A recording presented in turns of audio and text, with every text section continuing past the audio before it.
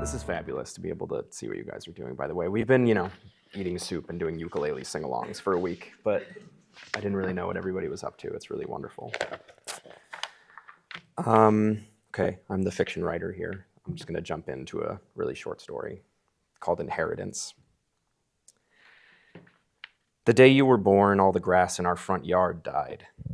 They wrapped you in a blanket as the dogwood flowers fell from their branches, and the neighbors' marigolds, newly sprouted, turned to mush inside their window boxes.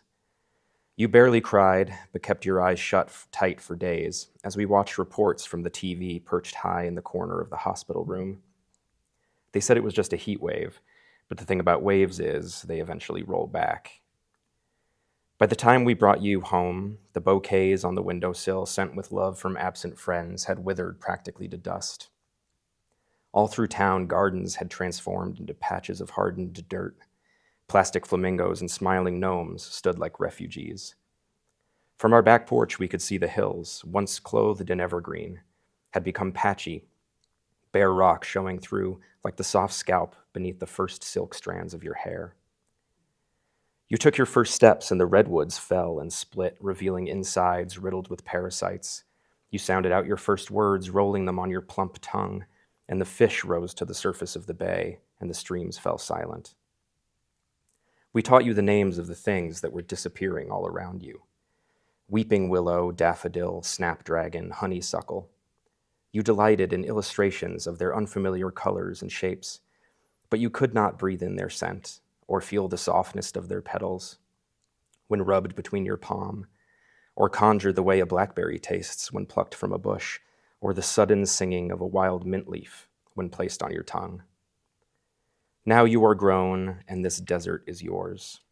And when you close your eyes, we watch you as we once watched the sea, in silence and in awe, wondering what nameless things are blooming in your mind, what dashes of unknown color, what strange aromas we want more than anything to taste. That's that short story. That was part of my application here. It's one of the reasons I wanted to read it. It was also published earlier this year. It started with that first line, "The day you were born, all the grass in the front yard died," which is something that my grandmother used to say about my father's birth. But I didn't learn that until he was 71 on his 71st birthday. So I, put it in my phone like I do. And it started just by playing with the language, which is usually how my stories begin. But then as I worked on it, it began to sort of announce that beneath the language, there was something in my mind that was trying to make itself heard. And when that happens, that's when I know I have a story, and not just words on a page. It became, about deep-seated fears about climate change and our changing planet, but even more broadly, I think I'm like reaching that age where I am becoming more of a witness for a new generation than the generation that's on its rise, and a lot of sort of potent anxieties and hopes come along with that. It's also the shortest thing I've ever written, and I'm here working on the longest thing I've ever written, which I hope will be a novel. It's a really different task, and it's hard back home. I have 3 jobs. One of them is a teacher. And to do something like a novel, to keep up the confidence and momentum in stolen moments has been really hard. But since getting here, I've been making way more progress than I thought, and even more delightfully than the progress, sort of having a lot of fun writing it and remembering why I wanted to write this idea in the first place. So thank you to Jentel and everyone for that. So with that in mind, here's a little piece of my novel. I do have to tell you what it's about a little bit. It's about a little rip in the fabric of reality. Sort of like if the fabric of reality was a sweater and it snagged on a nail and a little hole appeared, just big enough for a person to go through. People start thinking of this as an exit door from reality, and the book follows different characters who are all considering going through this door for one reason or another. No one knows what's on the other side because no one ever comes back. And that's the dilemma at the heart of the novel. Do you choose to stay in a life that didn't turn out the way you planned, or follow the belief that another life might be waiting for you? What I'm about to read comes from a section earlier in the book where I just go through a series of really short vignettes that explore different ideas and theories about what's waiting through the door. Some of them are really sort of silly and funny. One of them is just sort of a listing for a house, somebody's dream house, 4 bedrooms, 2 baths, that sort of thing. And some are a little more serious. This is the first of those. I hope that makes sense. If it doesn't, go to my website in a few years and read my book. Okay. A hall of mirrors. That's what Caroline believed was waiting on the other side of the portal, or the slip, or the snag, whatever they were calling it this week. It had been almost a year since the thing appeared, and even though people were traveling from all over the world to see it for themselves, no one could agree on what to call it.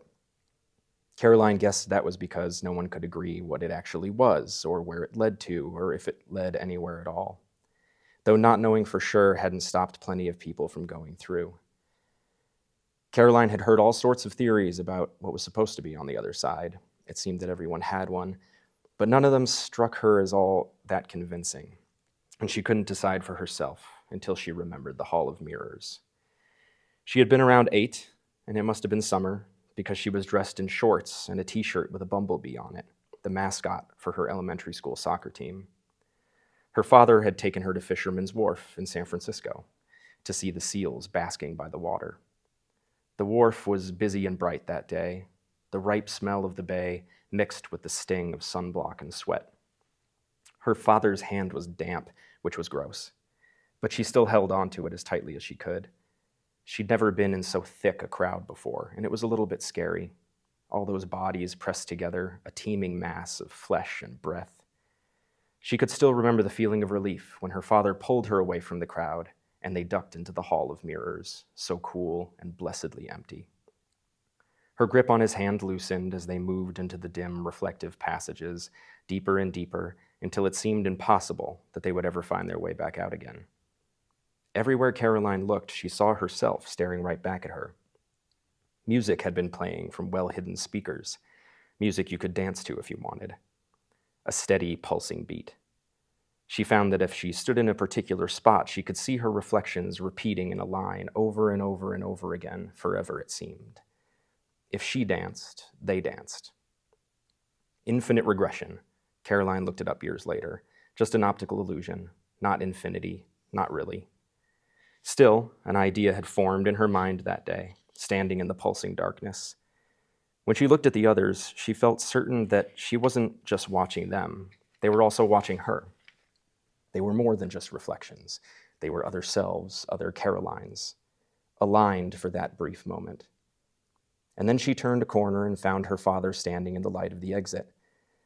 And she couldn't help but wonder if each of them had also gone from that place, made different decisions, some small, some not so small, and if maybe these decisions had resulted in different lives, lives she felt must be every bit as real as her own. She'd all but forgotten that day until the portal, slip, snag thing appeared on that mountain in Vermont 11 months ago. Ever since, for reasons she could not quite trace, she found herself going back to that day at the wharf again and again, turning it over in her mind. She thought of it while driving or walking the dog or waiting in the pickup line for the kids to be let out of school. She pictured herself, young and skinny-kneed, in her bumblebee t-shirt, moving in the dark, and she thought of those other Carolines, moving right along with her. She wondered if maybe there might have been one, just one, who had gone from that cool dark hall and done things right, one Caroline whose life had turned out the way it was supposed to. People were doing it, going through. Of course she'd consider it. Everyone had, even if they didn't want to admit it. The chance to step from this life, this world, into another. Who could resist such a thought? Who would want to? A friend told her about a group of others in her area who had similar ideas. They met at bars and cafes from time to talk, trade theories, reassure one another that their preoccupation was nothing to be ashamed of, only natural, only sane. Soon the talking turned to planning. A date was chosen, and Caroline had the minivan, so she volunteered to drive. She left before dawn, while her family slept. She didn't look in on them, didn't sneak up to their bedsides to steal a kiss or take a long last look. She knew that if she did, she would never really go. And this was her chance, maybe her only chance, to take it back and start again, to get it right this time. That's it.